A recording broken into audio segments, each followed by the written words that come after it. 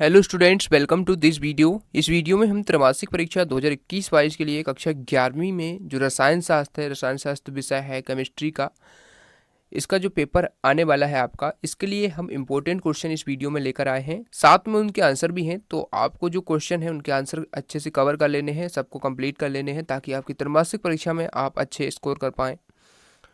तो यहाँ पर आप देख सकते हैं आपका जो पूर्णांक रहेगा पेपर का, वो 70 अंक का रहने वाला है और आपका समय 2.5 घंटे रहेगा।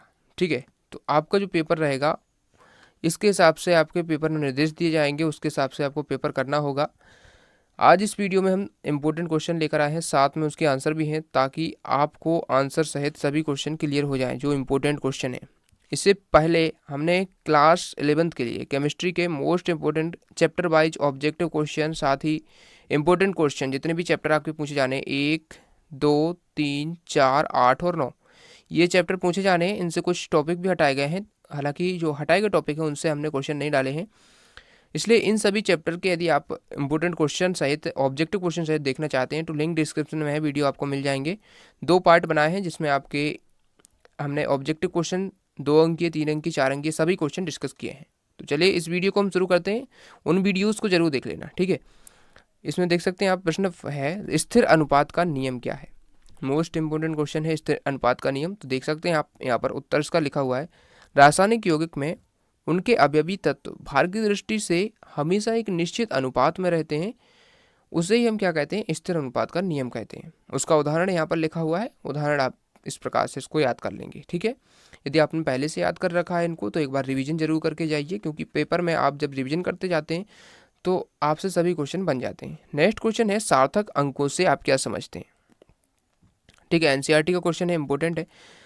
किसी मान में सार्थक अंकों की संख्या सभी निश्चित अंक तथा उसके पश्चात एक अनिश्चित अंक लिखकर व्यक्त की जाती है। उदाहरण के लिए आप लिख सकते हैं 4.028 में 4 सार्थक अंक हैं, क्योंकि इसमें 0 भी एक सार्थक अंक हो जाता है इन दोनों अक्षरों के, इन अंकों के बीच में, ठीक है। आगे बढ़ते हैं, अगला क्वेश्चन है, मोलरता एवं मोललता में अंतर स्पष्ट कीजिए। जो मैंने चैप्टर बताए हैं आपके 1, 2, 3, 4, 8 और 9, इन्हीं के क्वेश्चन है, साथ में आंसर, ठीक है। मोलरता एवं मोललता में अंतर स्पष्ट कीजिए। तो इसमें आप देख सकते हैं मोलरता और मोललता में अंतर, कोई 3 अंतर आप याद कर लीजिए। मोलरता विलयन के आयतन से संबंधित है और मोललता विलायक के द्रव्यमान से संबंधित है। इसे m से दर्शाते हैं, इसे स्मॉल m से दर्शाते हैं, ठीक है। और ये दूसरा अंतर भी देख सकते हैं, मोललता ताप पर निर्भर करती है, क्योंकि ताप में परिवर्तन करने से आयतन में परिवर्तन होता है, बल्कि मोललता जो होती है ताप पर निर्भर नहीं करती, क्योंकि द्रव्यमान पर ताप का कोई प्रभाव नहीं होता है। तो इसी प्रकार से आप सभी क्वेश्चन को देखते चलेंगे, मैं आपको क्वेश्चन सहित आंसर बताते चलता हूँ। तो इस प्रकार से देखिए, आपका परमाणु क्रमांक और द्रव्यमान संख्या में अंतर, इस प्रकार से दोनों अंतर आप लर्न कर लेंगे। इनके अलावा भी जो क्वेश्चन आपने पहले कर रखे हैं उनको रिवीजन करके जरूर जाना, क्योंकि परीक्षा में कुछ भी आ सकता है। इसलिए जो इंपॉर्टेंट क्वेश्चन है उनको पहले आप देख लीजिए, जो इंपॉर्टेंट क्वेश्चन है वही हम आपको बता रहे हैं, और जो आपने पहले पढ़ रखा है उसको भी आप कंप्लीट करके जाना, ठीक है, ताकि आप अच्छे से अच्छे मार्क्स स्कोर कर पाएँ। परमाणु कक्षक किसे कहते हैं, इसको आप देख लीजिए, इसका आंसर आप देख लीजिए। उसके बाद अगला है अफबाऊ का नियम, वेरी वेरी इंपॉर्टेंट क्वेश्चन है। अफबाऊ का नियम क्या है। अफबाऊ क्या है, एक जर्मन भाषा का शब्द है जिसका अर्थ होता है क्रमिक रचना, ठीक है। तो इस नियम को आप लिख लीजिए, और इस प्रकार से इसका डायग्राम भी आपको बनाना होता है अफबाऊ का नियम का। तो इस प्रकार से इसको भी बना लेंगे और यहाँ पर लिख देंगे विभिन्न उपकोषों के बढ़ती हुई ऊर्जा का क्रम, ठीक है। आगे बढ़ते हैं, अगला क्वेश्चन है, समस्थानिक और संभारिक किसे कहते हैं, उदाहरण सहित समझाइए। समस्थानिक क्या होते हैं, एक ही तत्व के विभिन्न परमाणु जिनके परमाणु क्रमांक तो समान होते हैं लेकिन परमाणु भार भिन्न भिन्न होते हैं, समस्थानिक कहलाते हैं। हाइड्रोजन के 3 समस्थानिक होते हैं, जे यहाँ पर दिए गए 1h1, 1h2, 1h3, ठीक है। संभारिक जो होते हैं क्या होते हैं, विभिन्न तत्वों के वे परमाणु जिनके परमाणु क्रमांक तो भिन्न होते हैं लेकिन परमाणु भार समान होते हैं, संभारिक कहलाते हैं। उदाहरण दिए गए हैं, इनको आप देख लीजिए, ठीक है। आगे बढ़ते हैं, N+L का नियम, वेरी वेरी इंपॉर्टेंट है। N+N का नियम क्या है, ठीक है, तो इसको आप देख लीजिए, उदाहरण भी इसमें दिए गए हैं, इनके भी आप इनको भी समझ लीजिए, इसको पढ़ लीजिए, आपने पहले पढ़ रखा होगा, इसको रिविजन कर लीजिए। अगला क्वेश्चन है, मेंडलीव का आवर्त नियम क्या है, उसके बाद आधुनिक आवर्त नियम क्या है। तो दोनों ही आपको याद कर लेने हैं, मेंडलीव का जो आवर्त नियम है और आधुनिक आवर्त नियम, ठीक है। आगे बढ़ते हैं, पाई बंद और सिग्मा बॉन्ड, सिग्मा बॉन्ड और पाई बॉन्ड, इन दोनों में अंतर आपको लिखना है। तो सिग्मा बंध में आप इस प्रकार से लिख सकते हैं और पाई बॉन्ड में इस प्रकार से आप लिख सकते हैं। दोनों के अंतर लिख सकते हैं। कोई 4 आप याद कर लीजिए, ठीक है, क्योंकि 4 अंक में भी पूछा जा सकता है ये क्वेश्चन। 2 अंक में पूछा जाएगा तो 2 लिख देना, 3 में पूछा जाए तो 3 लिख देना। आगे बढ़ते हैं, संकरण की परिभाषा लिखिए। हाइब्रिडाइजेशन से जो क्वेश्चन बन सकते हैं इंपॉर्टेंट है, sp2 sp3 सभी आप कर लेना, ठीक है।